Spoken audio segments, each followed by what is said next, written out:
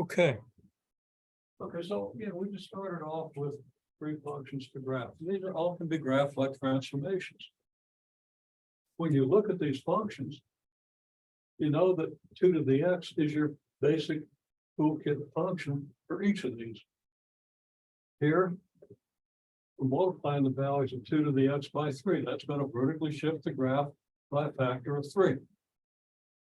Here, we replace x by x minus 3, which shifts the graph 3 units to the right. Here, we're adding 3 to the value of 2 to the x. And that adds 3 to every y value. That shifts the graph 3 units upward. And here, we're multiplying by negative 1/3 the value of 2 to the x. That's going to move everything 3 times as close to the x-axis. Just like this moves everything 3 times as far from the x-axis.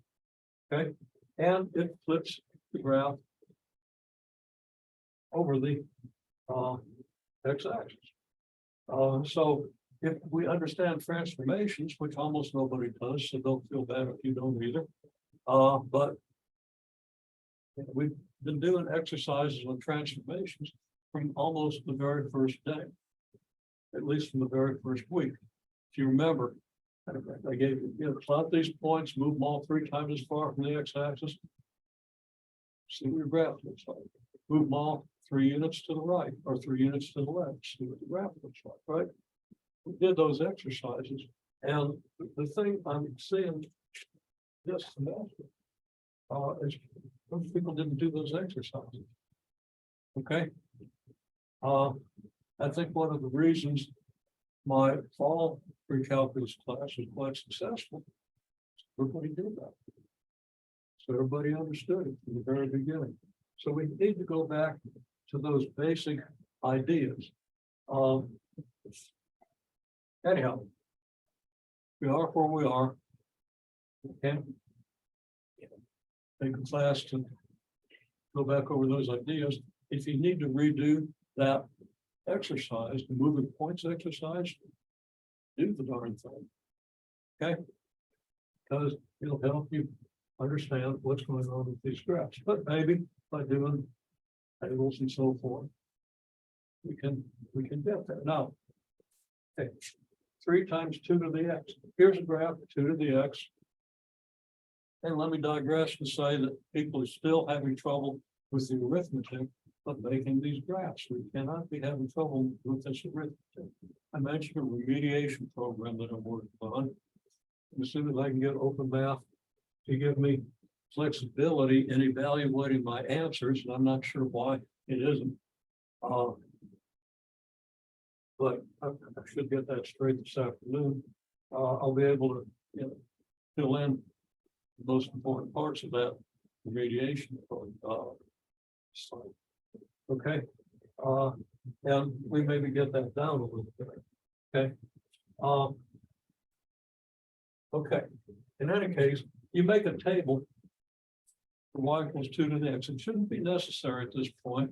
If it is, we can learn a lot by making the table. I see people learning a lot from making these tables, so that's good. And if we're doing y equals 3 times 2 to the x, let's make the table where we fill in the values of y equals 2 to the x. Okay. Now, we know the values are 1/4, 1/2, 1, 2, 4. If we don't know it, we need to really review the arithmetic. We've done this a number of times with all the details. Make sure we understand the rule for arithmetic. The negative exponent 2 to the negative 2 is 1/2 squared. 2 to the negative 1 is 1/2. 2 to 0 is 1, not 0. And we can't do 2 to the negative 1/2 or 2 to the 1/2. Unless you want to learn a year of calculus like tonight. And then by tomorrow, start using the Taylor series to evaluate that. But even if you do, you're never going to have it right. You're going to get closer and closer with every step. You can't ever write out what 2 to the negative 1/2 is or 2 to the 1/2. That's an important point. Okay, so we don't use -1/2, we don't use 1/2. But I'm seeing people do that. Still. And if I see you do it once more, I'm gonna make you learn the Taylor's. Okay. We can't be doing that. Okay, well. We've got these values. We need to understand the arithmetic. If we don't understand these functions, we don't understand the arithmetic. All right, now, if you want to do y equals 3 times 2 to the x, well, here's a value of 2 to the x. What's 3 times 2 to the x? Well, it's 3 times that. So when x is 2, 2 to the x is 4, and 3 times 2 to the x is 3 times 4, which is 12. And 2 times 2 to the x for x equals 1 is 3 times 2, which is 6. And this gives you 3, and this gives you 3/2, and this gives you 3/4. And those are values that it's easy to find. Now, another thing is we have to get reasonable equal scales, and I keep repeating, we start with -2 here, 2 here, 0 is right halfway between. If 0 isn't halfway between -2 and 2, then erase your -2 and 2 or start over and put them at equal distances. Or you could even do this. -2 here and 2 here. Then find the halfway point, that's where 0 is. Okay. Might be more accurate, but I didn't do a great job there. It's not too bad. And then we know where the y-axis is, we can set up our axis. And we need to be able to do that. And then we subdivide the interval from here and here, and the interval between here and here. And of course, there's 1 and there's -1. Then we divide that interval in half. And we've got 1/2, 1, and well, 1/2, 1, and 2, -1/2, -1, and -2. If we need to subdivide those even more, we can do it. We can divide this interval in half, divide that interval in half. Pretty soon you can't get your pencil in the available space. And that would give us, you know, what 1/4 and 1/8, 16, and so forth. Okay, well, I set these axes up. They're reasonably accurate. It's not great. My 1 here is a little bigger than the 1 here. Okay, if this interval is worth $1, this interval is worth a little less than $1, but they should be equal. So my 1 should have been a little bit lower. It's going to distort my graph slightly, but it's close enough that we can get the idea. All right. To do 3 times 2 to the x, I plot the points. Now I didn't leave myself room up here because I didn't have room, didn't want to take up a lot of board space with it. You know, when x is 1, we should have 6. Well, 4 is here, 6 is 2 more than that, so 6 would be up about here. So now I've just got the graph kind of curving up to aim at a point about here. You can see where I had a little blue mark, but I erased it because I didn't want to confuse this function. And then to get 12, well, I'd have to go twice that high. I'm not even sure there's room on the board, probably a little higher than the board. This graph goes way up. We can still see what we need to see with what we have here. Okay, so plotting these points carefully. This number is 3 times this number, right? This number is 3 times this number.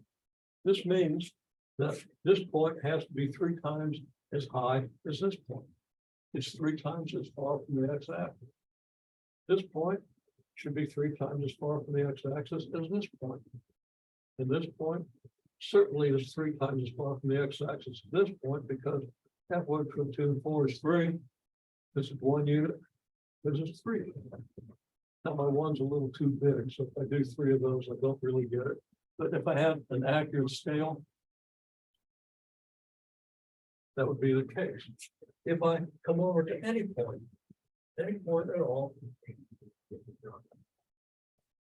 let's say here, this point should be 3 times as high as this one. Again, my graph is a little bit distorted. It goes to 2 times as far. It's 3, but if the graph is made accurate, to make an accurate graph, yourself and verify that. Every point on this graph is 3 times as high as every point in this graph. So this graph is vertically stretched. If I took this graph and stretched out this way, I would get this graph. Stretch it out to where everything is 3 times as high. Okay, stretch it out by a factor of 3. If my paper is 1 foot long, stretch it out till it's 3 feet long. Now you can do that with paper. And you're not going to go out and buy a rubber sheet so you can do it, but you get the idea. All right. That's a vertical stretch. Now, you know that you can start with any graph.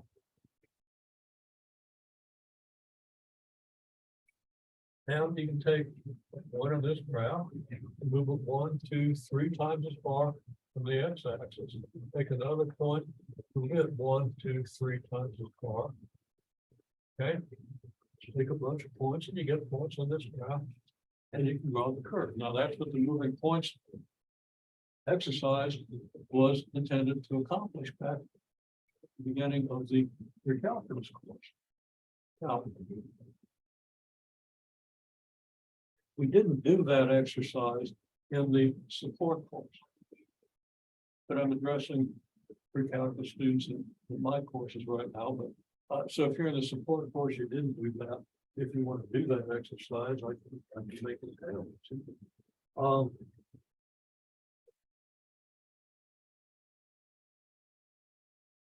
Okay, so that's the idea. Now, this graph, okay, this shift every point 3 units to the right. Well, we don't have room move most of these points 3 units to the right. This is going to go a little past the end of the board. This is going to move 3 units to the right. We can take it to the right about here. This will move 3 units to the right. I don't have room to do it. This will move 3 units to the right. Now it's at -1. If I move 3 units to the right, it's going to move over here towards the -2, right? And this one's going to move 3 units to the right. It's going to end up above 1. So I'm going to have these points that correspond to this section of the 2 to the x graph. I just move it over here. And of course, it's going to continue to get closer to the x-axis here. From being past the tilt to the x-axis.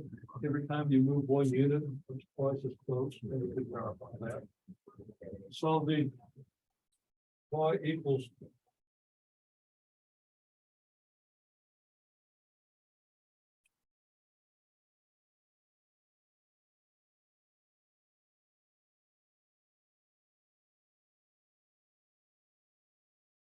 to the x minus 3 graph does this. Now we can do this with the table to show why it happens.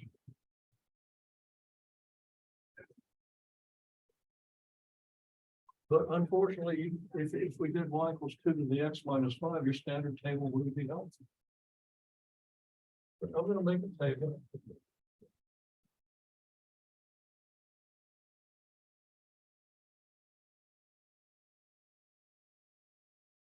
And I'm going to use, okay, I'll use -2, -1, 0. It's not up to the end.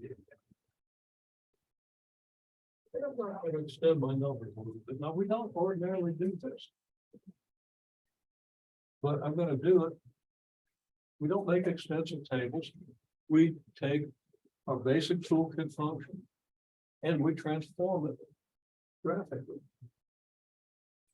We don't go through the trouble of making a table. We do it by the graph. So, you know, when you see this graph, if you want to do 3 times 2 to the x, here's your 2 to the x graph.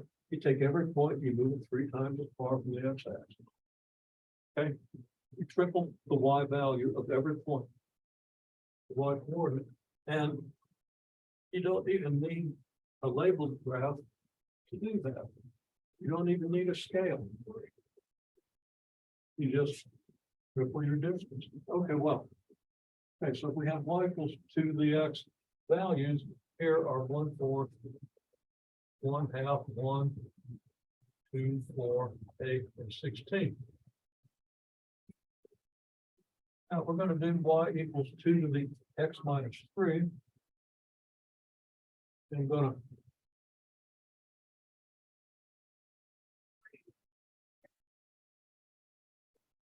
add another column. I'm going to add a column for x minus 3. So then I can do 2 to the x minus 3.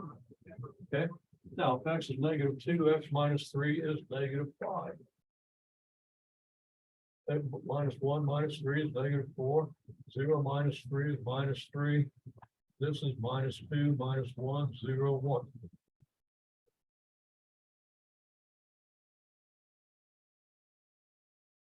And well, I can evaluate 2 to the -5th is 1 over 32. 2 to the -4th is 1 over 16. Now on this scale, 1 over 32 is going to be kind of tough, isn't it? Because here we're down to 1/2, 1/4. I got to divide that in half to get 1/8. Divide that in half to get 1/16, and I don't have room to get my chalk in the space to get a 1 over 32. Okay. So you will eventually run out of the ability to even mark points. Every point in 1 over 32 is twice as close to 0 as this, which is twice as close to 0 as 1/8, which is twice as close to 0 as 1/4, which is twice as close to 0 as 1/2, which is twice as close to 0 as 1, which is twice as close to 0 as 2.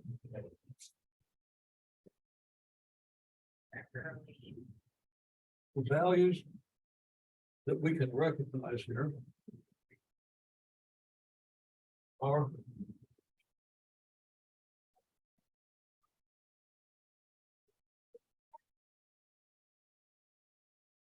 1/4, 1/2, 1 and 2. Graph is already set up to do these points. Okay. These values occur when x equals 1, 2, 3, and 4.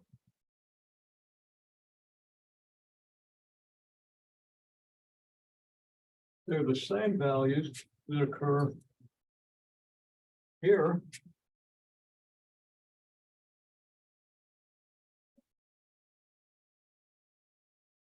wrong.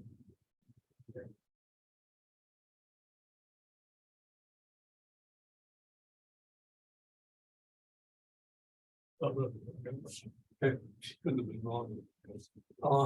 Okay. These values occur for these x values, whereas before these values occurred for these x values, right? 1/4, 1/2, 1 and 2 occurred for x equals -2, -1, 0, and 1. Okay, they were here. Now they occur for x values 1, 2, 3, and 4.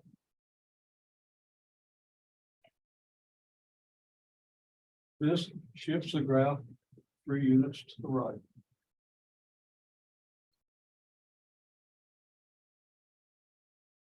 And that's what happened.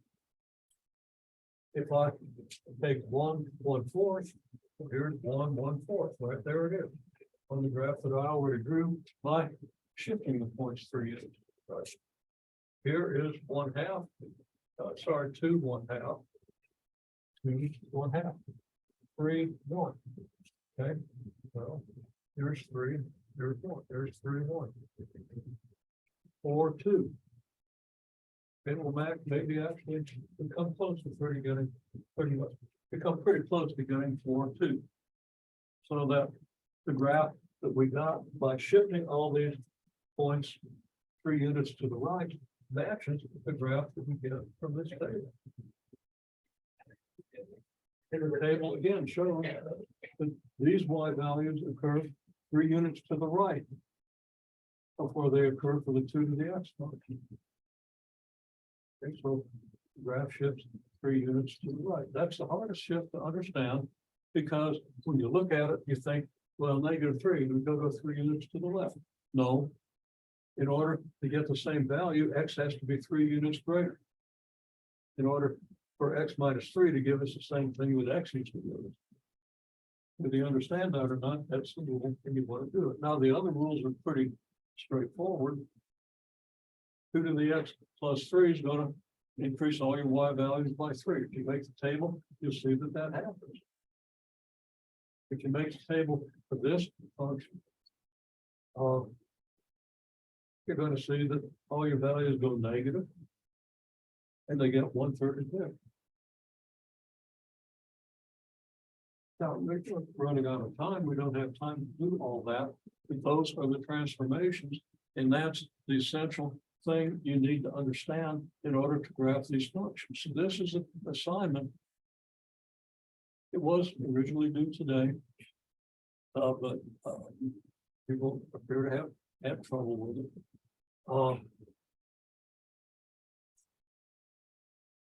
So I've extended it till Friday. And then I moved one of the assignments, logarithms back that day. But I can't move it back any further because you gotta stay ahead of the other sections. And stay ahead of my section.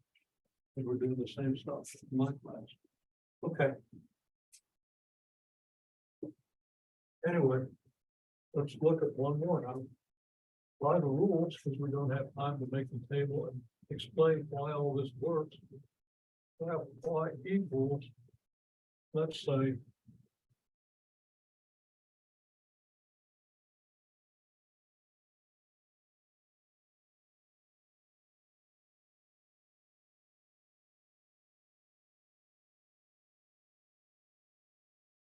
this.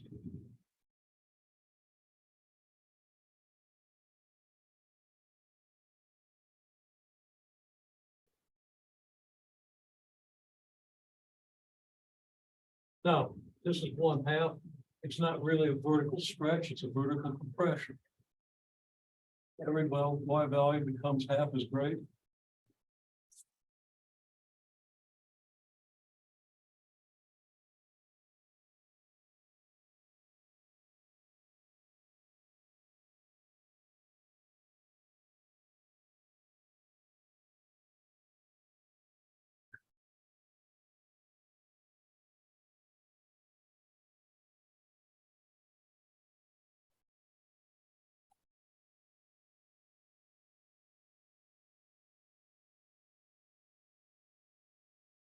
All your y values are half.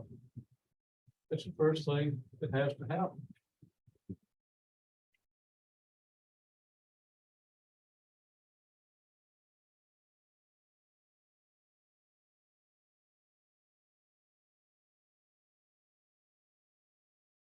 You have a horizontal shift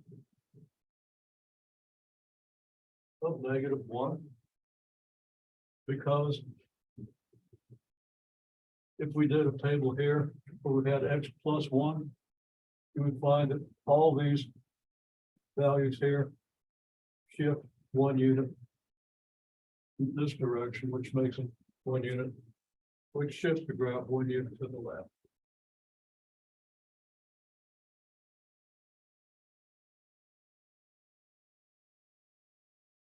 And then we have a vertical shift.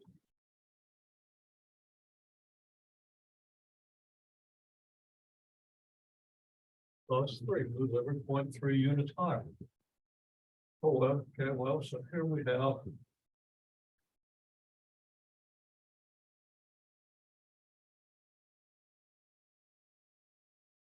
our function.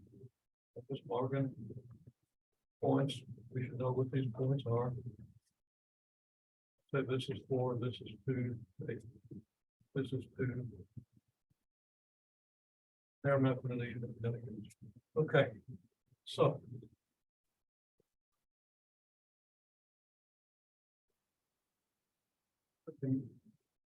Graph my exponential function 2 to the s.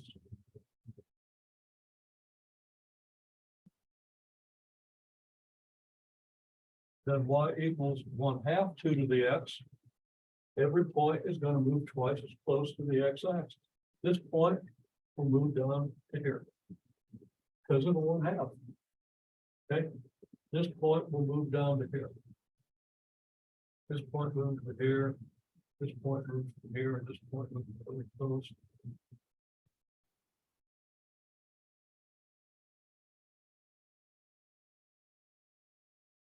And there's 1/2 of 2 to the s. Then we have to horizontally shift it 1 unit to the left. So we move this point 1 unit to the left.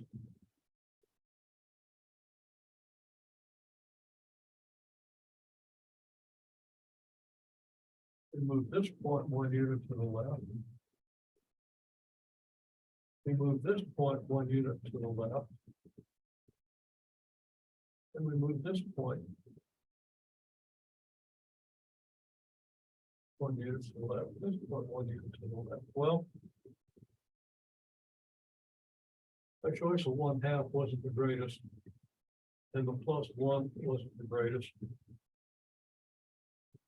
So I'm gonna change my mind there. I didn't think that through.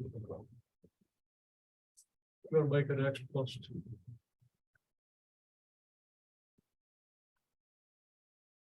The horizontal shift is now -2.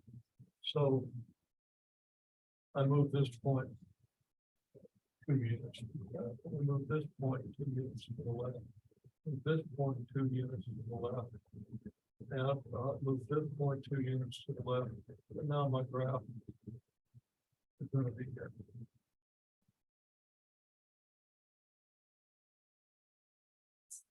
Then I move every point 3 units higher.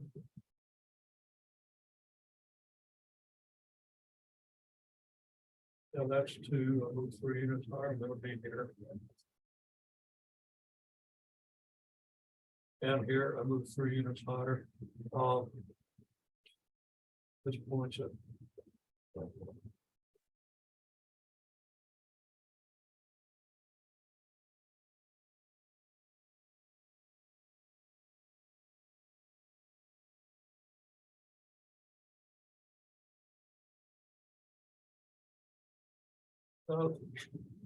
Being real meticulous about it. Okay, so this graph where I shifted 1 unit to the left is 2 units to the left.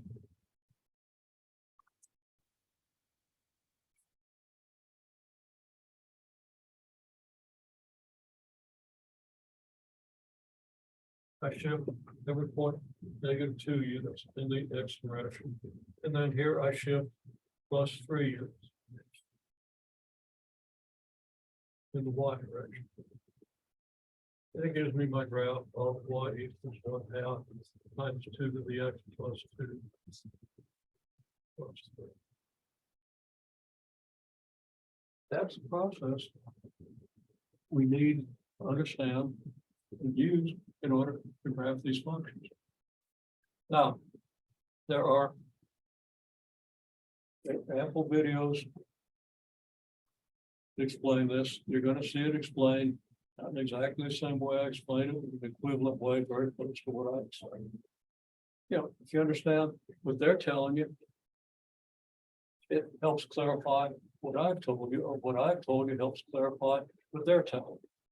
You don't want to see it explained in exactly the same way twice. You want to hear it explained in exactly the same way twice, look at this video twice. Okay. You want to see their explanation twice, you look at their video twice. Look at the 2 videos, they're saying the same thing. They give a little different emphasis back, but they're probably not going to go through tables and why these transformations work. We're going to say, here's your transformations. You learned transformations back in chapter 1. Okay. Nobody's really nailed that yet, even though your graphs are looking pretty good. Connecting the arithmetic, what happens on the graph. Okay. Or bottom line, apply the rules. Recognize that this is a shift to the left 2 units. This is an upward shift of 3 units. And this is a vertical compression by factor 2. And do that with your graph. Okay. It's not a trivial thing, but in order to understand how exponential functions work, how they're applied, which comes next week. Okay.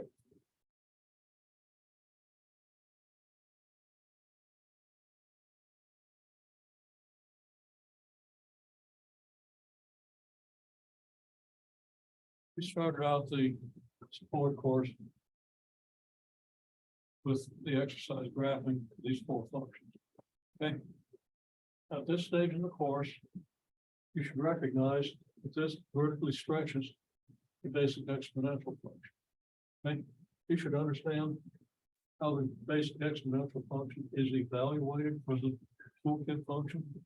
Okay, the toolkit exponential function, the arithmetic of negative exponents and so forth. Because then you understand why the function has the shape it does, why the graph of the function has the shape it does.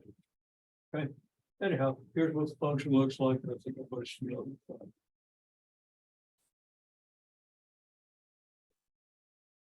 Three times 2 to the x multiplies every value of 2 to the x by 3. And we demonstrated that class just like, adding y equals 3 times 2 to the x graph, our table here. And all we have to do to get 3 times 2 to the x is take the 2 to the x value, multiply by 3. Multiply 1/4 by 3, you get 3/4. Multiply 4 by 3, you get 12.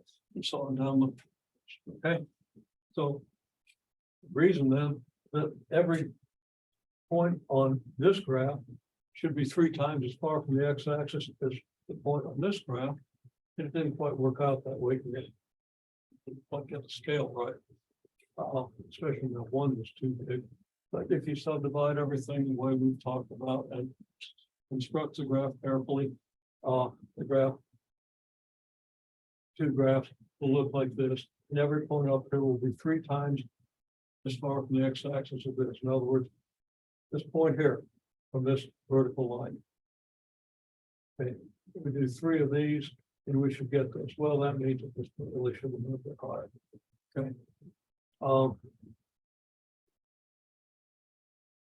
In any case,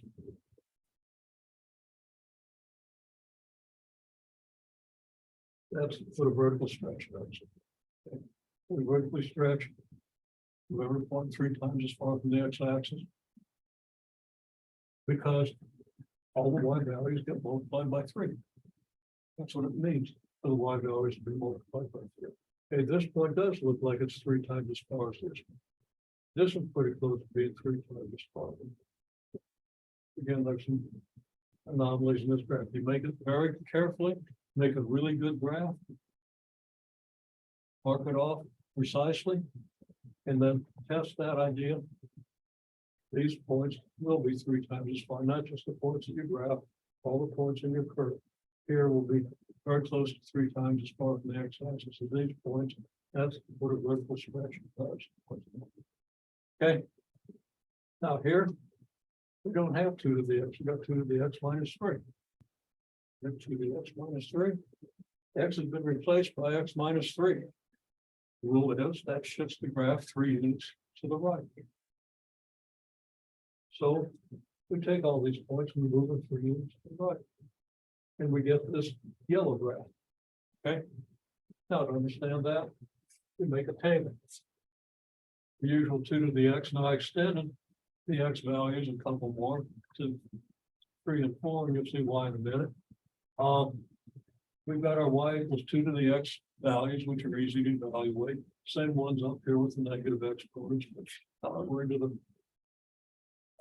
well, let's see why we did this. Things are easy to calculate. Just be sure when you do 2 to the third, you're not doing 2 times 3, you're doing 2 times 2 times 2. And then you see that these values always double. It's going to be one of the essential properties of any exponential function. They all have a constant doubling time. Okay. Now, to get 2 to the x minus 3, it's helpful to put x minus 3 in there. If x is minus 2, x minus 3 is minus 5. If x is 4, x minus 3 is 1. You do that arithmetic, that's easy.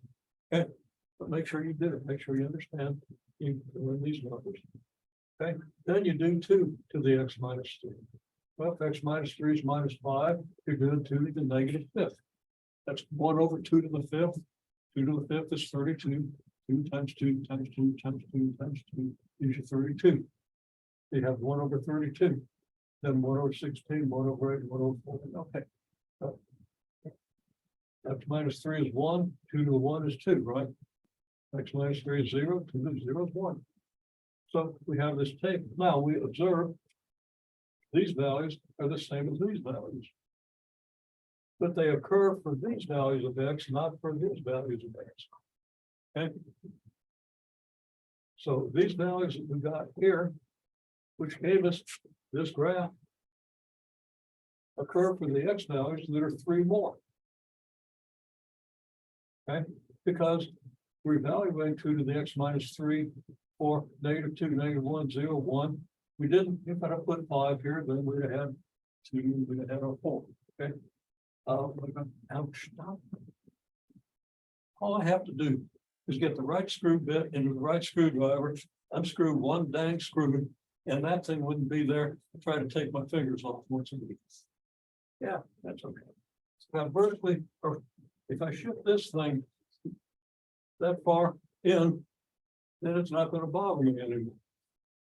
Not that sharp, so it doesn't do any real serious damage, it just irritates me. Okay. Try to be a little more coherent with my gestures. Now, what was I saying? Okay. I was saying that, again, these values which occur here now occur for these values, and that's what shifts the graph 3 units to the right. So if I take these points and shift them 3 units to the right, that arrow has a length of about 3. That arrow has a length of about 3. This arrow, and of course, the arrows are getting kind of close together, but I get these points right here, and they land right on the points I got previous. Okay. Should have made those arrows yellow, but that's the idea. So this graph, at least this much of the graph, gets shifted over to here, no matter whether I do it by the table or whether I do it by the arrows. So the graph I get from the arrows, the graph I get from the table, the purple graph and the yellow graph are identical. Ideally, they're identical. And if we do this by hand, they're going to come out close enough that make that blue. Okay. What about the graph of 2 to the X plus 3? Well, I don't have room down here to shift the thing up 3 units. But, you know, a 3-unit arrow would be this long. I take every point and move it up 3 units. And I'm going to get a graph that looks just like this, but it's going to be 3 units higher. That's a very good shift. Then here I do a negative 1/3 times 2 to the X. Now, 1/3 is going to make every Y value 3 times smaller, right? 1/3 is making 3 times smaller. Okay. So that vertically compresses the graph by a factor of 3. The negative flips all my Y values to negatives. That flips all my Y values to the other side of the X-axis. That's a reflection through the X-axis. And that's all I have to do. In this graph, I take every point, move it 3 times as close to the X-axis, flip it. That would end up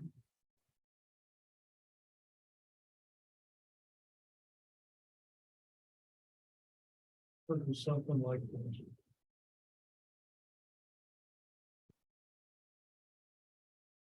Negative 1/3 times.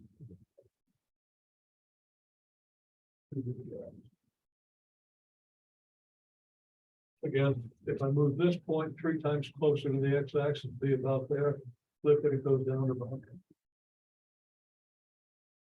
We have to understand that. Have to understand, starting with the arithmetic, starting with the table, but then we can get away from the arithmetic and the table and just move these points. But still understanding where it all comes from on the basic pre-algebra arithmetic.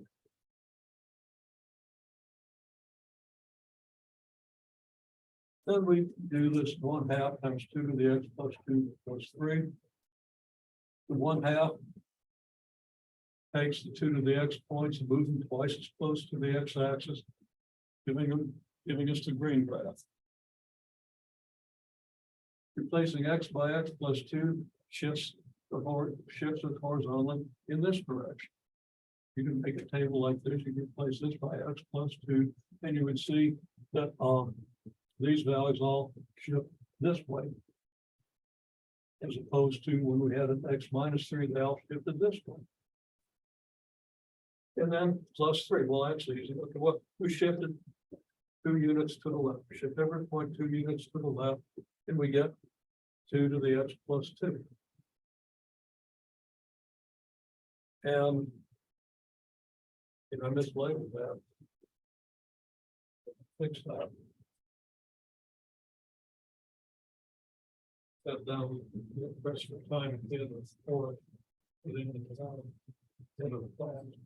I just put the 1/2 in the rest of the 1/2 thing to leave out. Forgive me. Also, it wasn't visible when I did that. Didn't have the board for no problem. We got most of this, we did get this. Okay. So we shift. First, we do the 1/2 thing, shift, compressing the graph. You see how this graph is squeezed down twice as close to the x-axis. We move every point 2 units to the left. We get this point, this point, this point, this point. We connect them, and there's at least this much of this curve. And of course, that curve is going to go on and eventually get very steep. Then we add 3 to all our y. Well, that just means we take an arrow of length 3 and move every point that far. And here we get a graph that looks just like this one, which looks just like this one, which is a compressed version of this one. But okay, again, it's 2 units to the left and 3 units higher. Okay. And as I said at the end of the support course, or the end of our support course class, Open Math is going to explain that to you in its own way. Very similar to the way I explain it. But we have 2 slightly different explanations. Open Math seems to think it's okay to use a calculator to do these things, which I don't. So we have respectful disagreement there. I hope they respect my disagreement. Because they don't, boy, I think on social media destroy their lives. No, you've got respect. Okay, even if they don't respect me. I think they do respect me.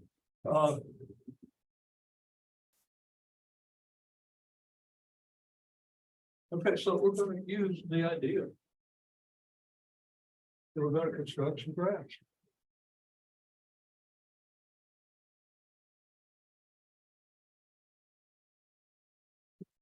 I'm going to just briefly write down the rules so we have them for reference. Okay.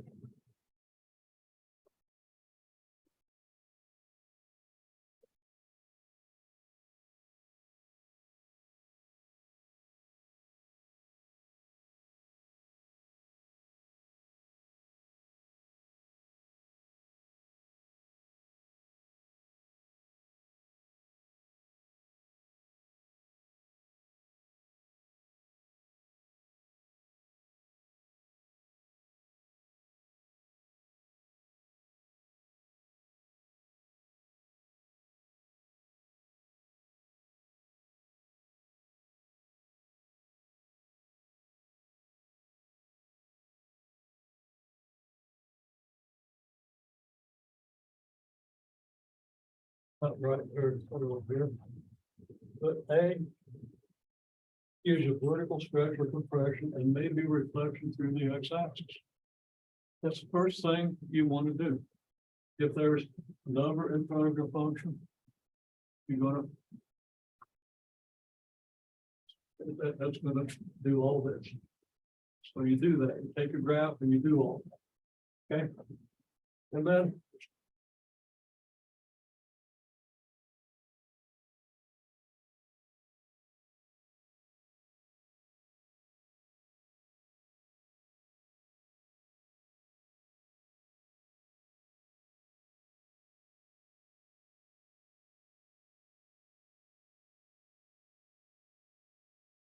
the x minus h, replacing x by x minus h, because that's what f of x minus h does to f of x. Horizontally shifts the graph h units. And then k.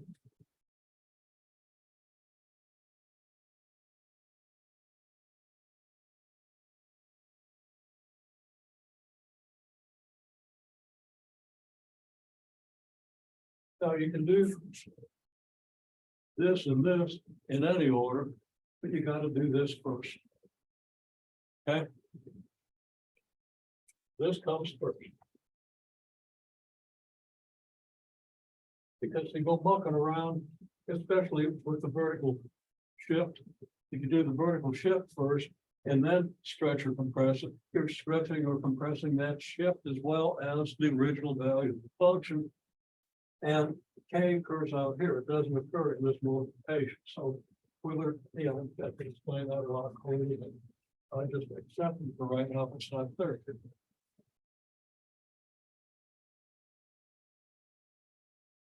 The first thing I want to do is I want to do just anything. I don't want to get hung up on arithmetic. Right? So what I want you to do is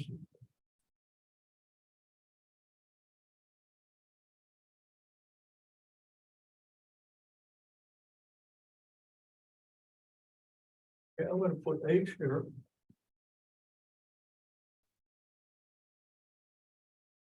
And I'm going to put k here. And I'm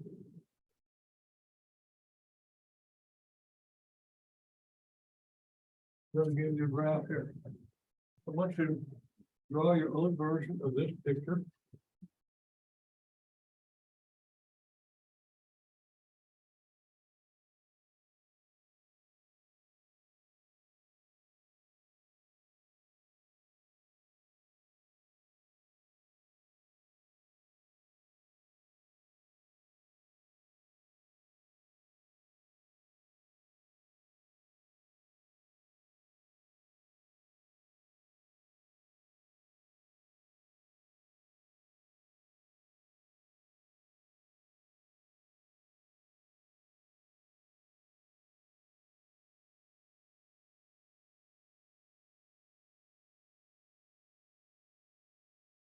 Then in order, graph y equals 2f of x, graph y equals 2f of x minus h, graph y equals 2f of x minus h plus k.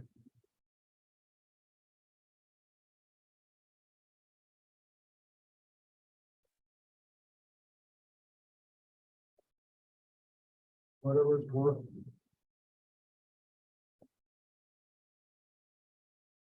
I'll leave this up here for some sort of reference.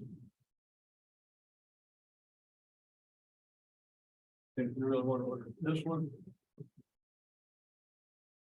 So over there, because I don't have read the center here.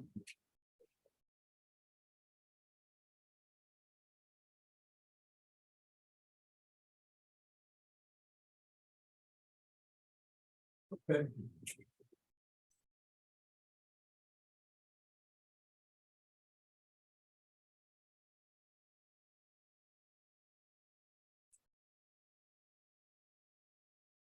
Here's original graph. We want to graph y equals 2f of x. We don't even look at these. If I'm writing this down, I don't even write this down or this until I've done this. Because I don't want to be thinking about this or this when I'm looking at this. Okay. So let's just say we've just written this much down because we confuse ourselves by trying to write the whole thing. We've got a graph and we got something to do with it. So approaching the problem, do that. We said do that first, okay? Just advice. It might not hurt you to write these down. If you don't, then I know you're focusing on just this. Okay. And so do you. Kind of recommend that. Okay, well, anyhow. One word another. Okay, how am I going to construct this graph? I'm going to pick representative points on the curve.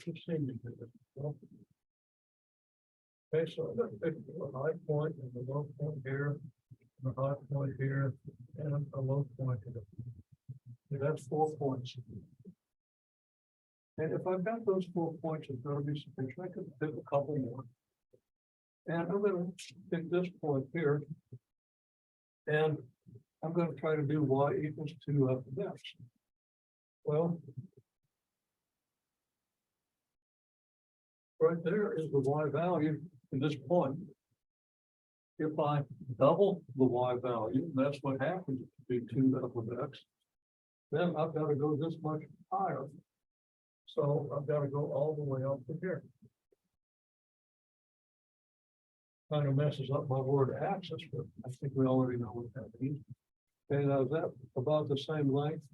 Actually, I might have made it, that's pretty close. Probably a little bit too long. Okay.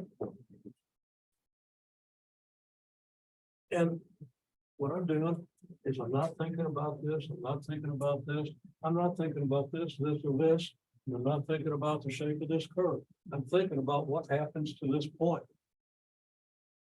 Okay, because a lot of times people will try to think about too many things. Focus on the one thing you're trying to do and then go to the next thing. The next thing is pick another thing. Okay, I've already picked 4 points. So let's just pick this. Okay. Well, that's the y value for f of x. If I do 2 f of x, I've got to double that y value, which is going to move it up to about here.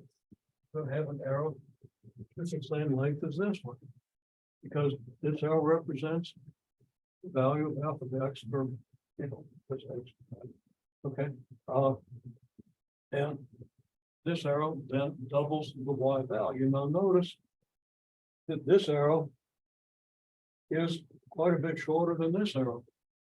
Why is this arrow shorter than this arrow? Because this point is closer to the x-axis than this point. If all your arrows are the same length, then you better have a function that's just horizontal. Because then all the arrows would be the same length. But some points are further from the x-axis than others. Their arrows are going to be longer because the arrow again represents the y value. Okay, well, same thing here. I draw an arrow that represents the y value, and then I can draw another arrow of the same length. I'm going to be careful and make it the same length. I might sketch it lightly and see if it looks like it's the same length. I don't think you need to take out measuring instruments, but you can kind of, okay, that's about a little longer than from the tip of my thumb to the first knuckle. And that's a little longer, the tip of my thumb to the first knuckle. That looks about right.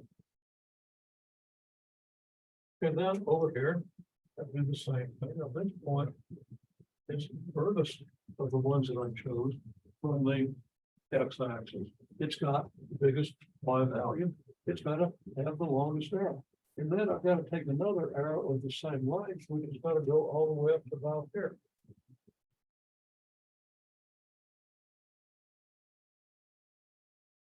Now I can draw my curve. It's going to look a lot like this curve, and it's going to be stretched out. The distance between the valley and the peak is going to be twice as big.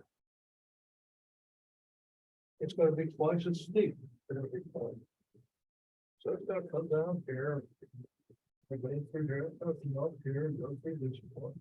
Then it's going to come back down here and kind of start the lower wall. So it's an exaggerated version of this curve. All right. Now I've got to shift H units in the horizontal direction. I labeled H here. They give you a number, I just put H here. Okay, so I gave you a number, you can scale a graph and you figure out how big H is. How big is H? Well, H can be represented by arrows as well on the number line. Okay. So, first of all, let's label this graph. This is the graph of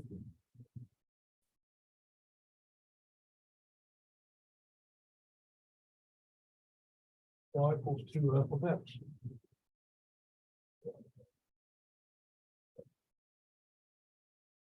The graph of y equals 2 f of x minus h. Well, x minus h is your horizontal shift.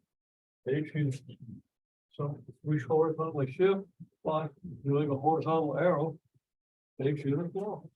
We take every point and we move it over this far.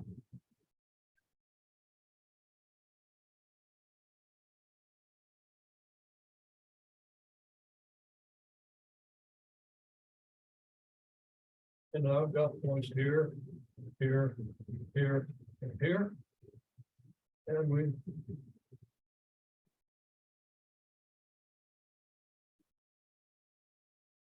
have the graph. And the purple graph has the same shape as the blue graph. It's just moved over a cubits.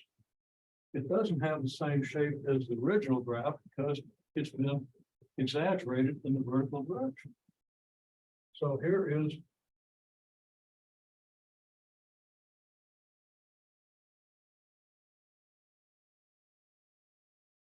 y equals 2f to the x minus 8. Now we want to add k. Well, we notice one thing, that k is clearly a negative number, right? So how do we do an arrow that represents adding k? We're adding a negative number, which means the arrow has to go down.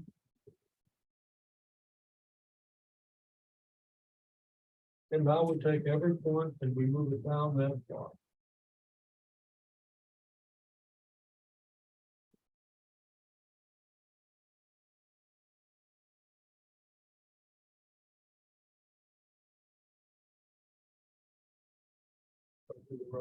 Every point in this purple graph, and all these arrows are about the same length. Some of them may be a little too long, some may be a little too short, but we get the idea. So we got points here, here, here, and here, and these points will guide us.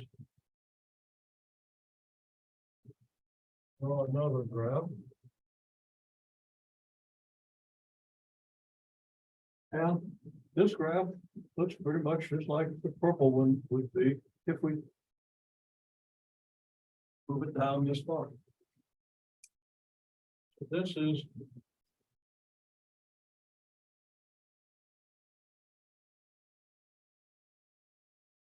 graph of y equals 2f of x minus 8 plus k.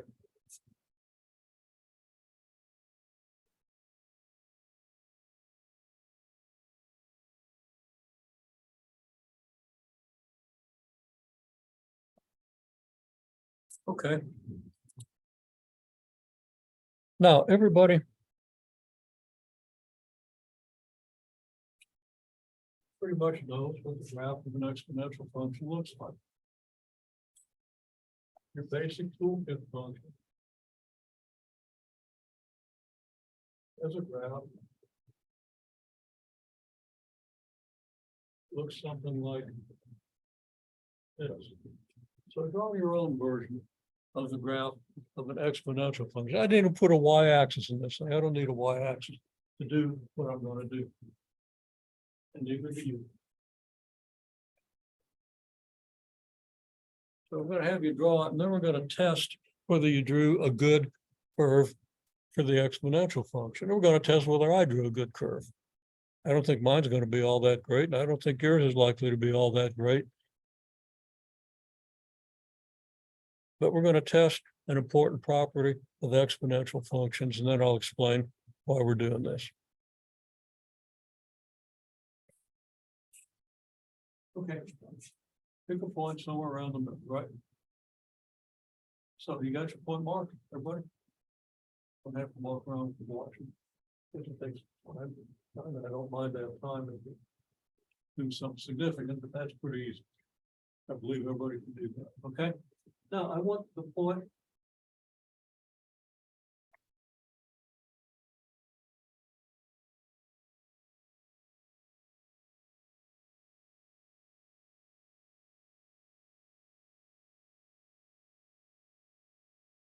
Okay, now I want you to draw me the point.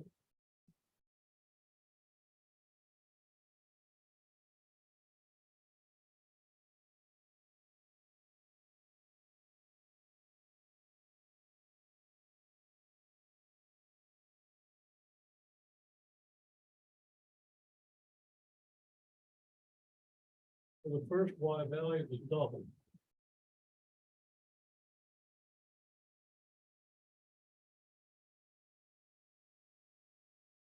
So there's a Y value here.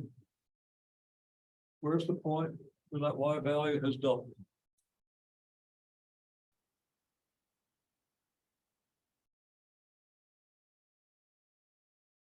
Okay, I think we're in pretty good shape with this. Let's say that I mark the point over here. Okay. Now, I don't think that's necessarily the best point I could have used, but let's see. Okay, has the Y value doubled? Well, the Y value here is represented by this arrow, right?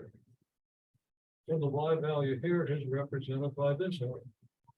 Is this arrow twice as long as this arrow?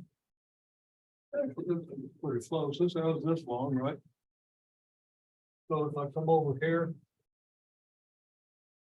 and draw an arrow of the same length,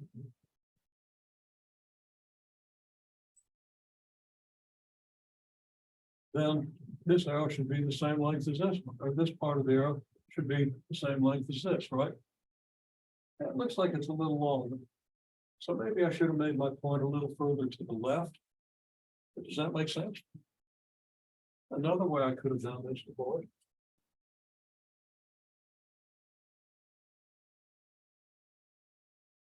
I could have drawn this arrow. And then I could have drawn an arrow of the same length. Sketch the horizontal line here. And if I got that the same length, and that line's really horizontal, then this arrow would have to be twice as long as this arrow, right? So my Y value would be twice as great. Okay.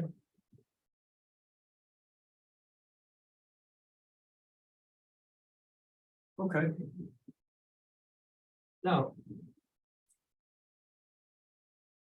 show me a point where the Y value is twice as great as this one.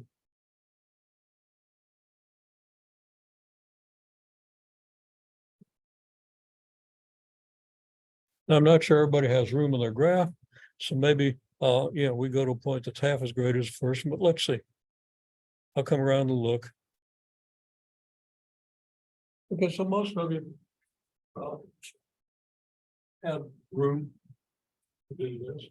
I think I have room to do it. Okay, so I want to double the length of this arrow, right? So I'm gonna just kind of make myself a little, hey, you don't have to do this, but it helps. And so I want to find a point where an arrow this long added to itself lands on the graph, right? Or maybe what I want to do is I want to double this.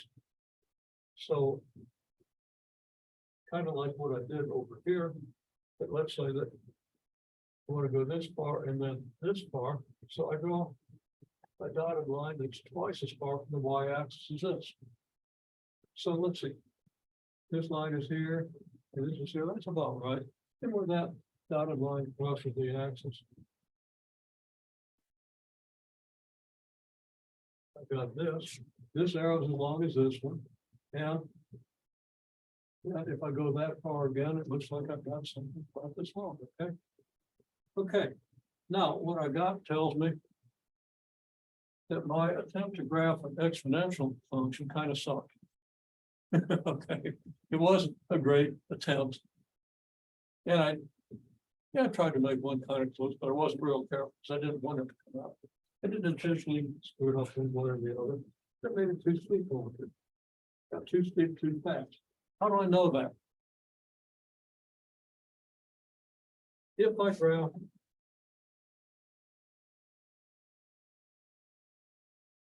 my exponential function,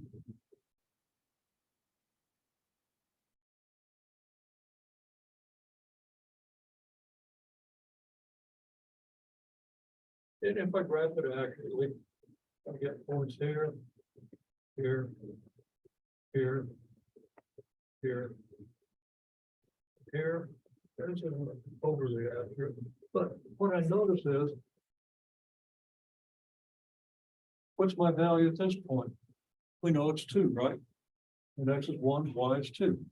When X is 2, Y is 4. If I make my table,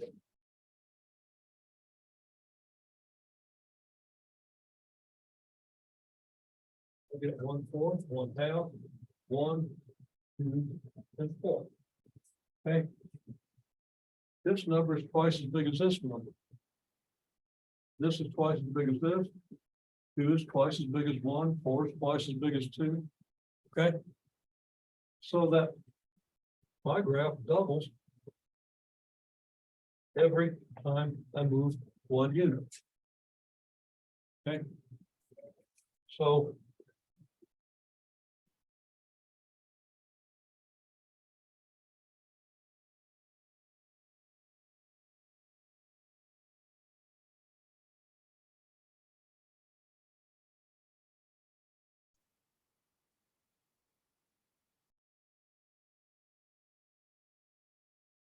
it's often called the doubling time. Doubling interval or whatever. On the same interval, this graph doubles. This graph didn't. Any exponential function has to have a constant doubling time. Okay.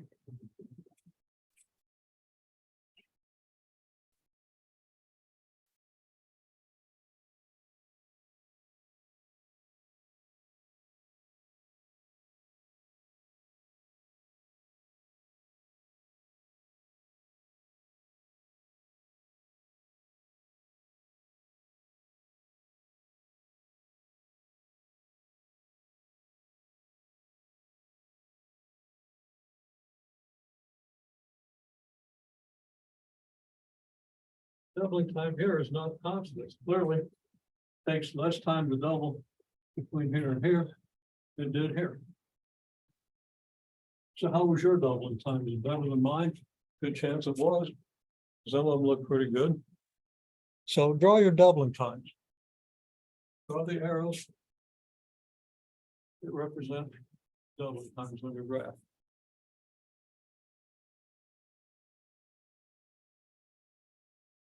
Okay, when I looked at what the class had done, one graph looked almost identical to mine. Okay, so somebody's really good at getting the shape of my graph. The person did the doubling time modestly. Okay. Before I did mine. And then one person had they looked really consistent. And one person, this was a little longer than this. Well, that's what's going to happen when you ask a group to do this without telling them what we're going to do about it. Okay. Trying to eyeball an exponential graph is tough. Nobody's graph looked any worse than mine. One looked, same idea, but it was too long this way. One of them just pretty much nailed it. And one of them looked just about like mine, okay? But none of them looked any worse. Don't feel bad if you didn't get it exactly, but now see if you can construct one that does have a constant doubling time without drawing your graph of the exponential function.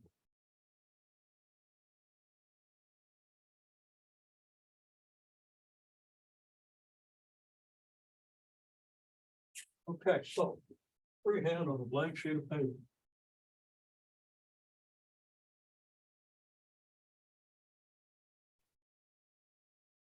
I'm gonna start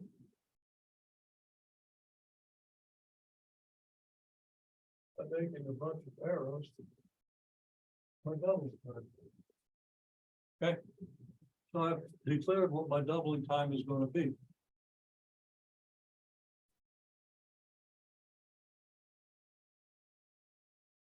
Now I'm going to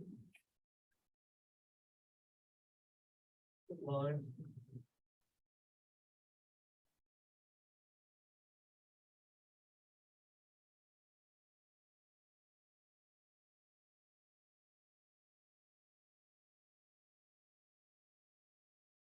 That's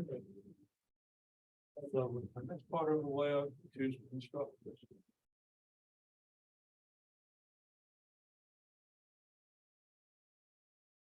And I'm going to start with a point. Okay. I'll start with a point here. Now, since I'm going to be doubling, I want this point to be pretty close to the x-axis, right? So I got room to do a lot of doubling. And when I imagine doing that, I realized, wait a minute, that's not the way I want to do it.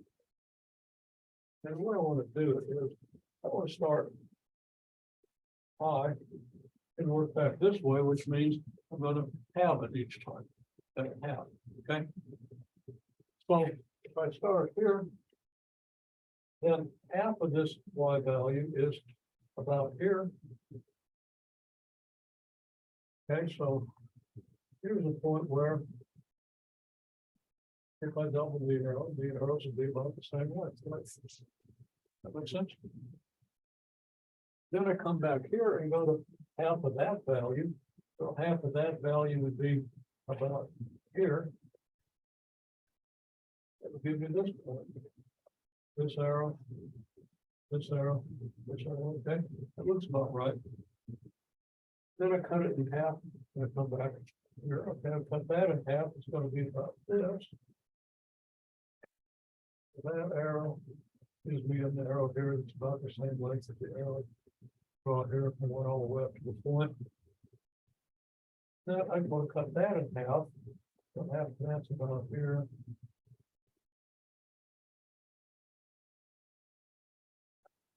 So that looks about right.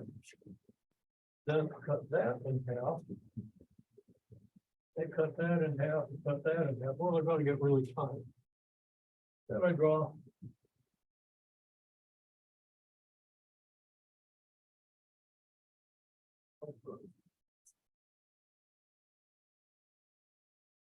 Now my doubling arrow's got a little short over here, so that's distorted things.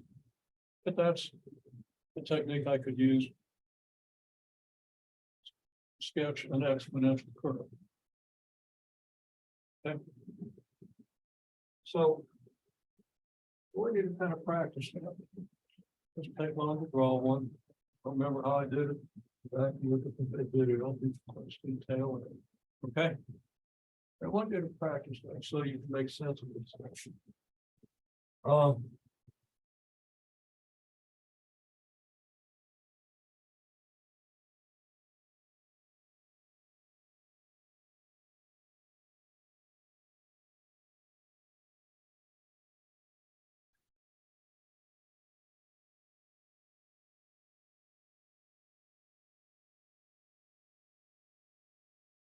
Let's make this statement of an exponential function y equals b to the x. If b is bigger than 1, it's increasing.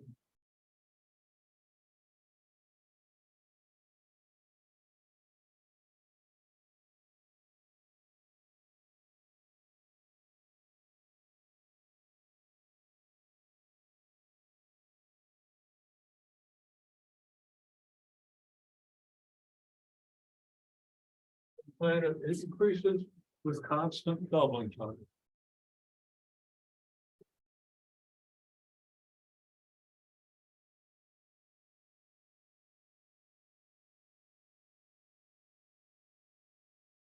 Y equals b to the x if b is less than 1, decreases.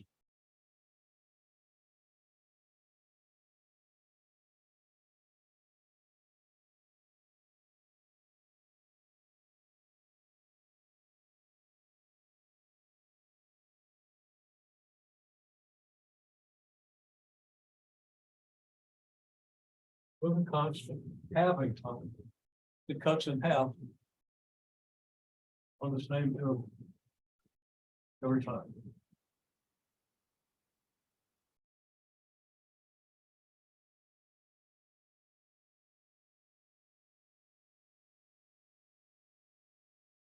And by that, I mean that the terminology I'll use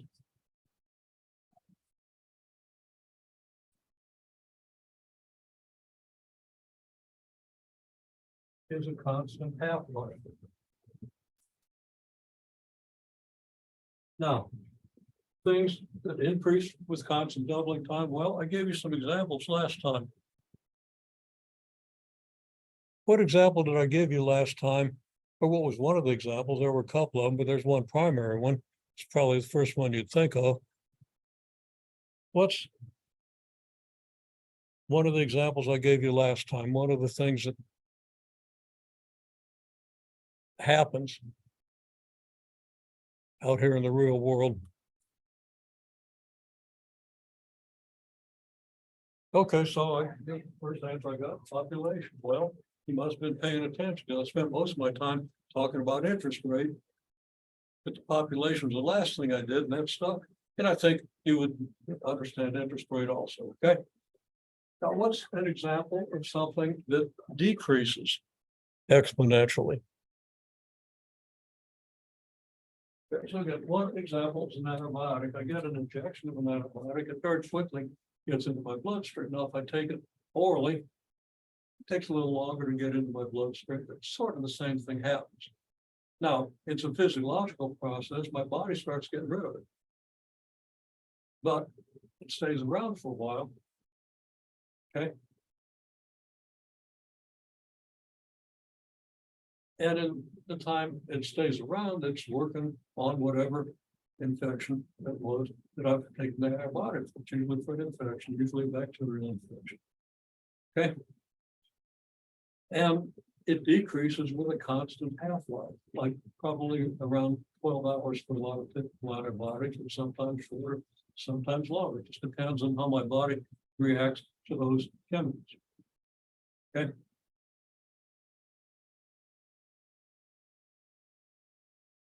If you look up any drug, it's going to tell you what the half-life is. It's how long it takes to fall to half. So I take an antibiotic, 12 hours later, it's down to half. That's why I take another dose at that point, and it boosts it up a little higher than it was. And then that comes down. I take another dose, boosts up even a little higher, but pretty soon we get kind of a fluctuation between not zero content in your body, but this content, so it fluctuates between here and here. So you've got antibiotic in your bloodstream all the time. Sometimes it's higher and sometimes a little lower, but it's always high enough to do the job and never high enough to kill you. Okay, or never high enough to do any significant harm. Now, some antibiotics can do some harm, and if your infection is serious enough, well, we'll do a little harm to your body. We're going to save your life, right? And you're probably going to recover from that. Okay, but you make your best decision. All those decisions are governed by the mathematics, the way these things work. Okay, so that's half-life. Another one's radioactive half-life. You got a radioactive element, it's decaying all the time. That's why it's potentially dangerous depending on the element. Okay, now the radioactive elements are put in your body to do scans and stuff. They have a low level of radioactivity. They don't do any serious harm. I mean, you don't want to drink it every day. A scan every 6 months or something like that. It's a low level of radioactivity they can easily detect. And it is a type of radioactivity that isn't all that harmful to you anyway. There's alpha, beta, and gamma activity, and some of it you don't want in your body. Some of it doesn't really hurt your body. Beta usually isn't anything too bad. Alpha, kind of more common. Okay. So, if that's the case,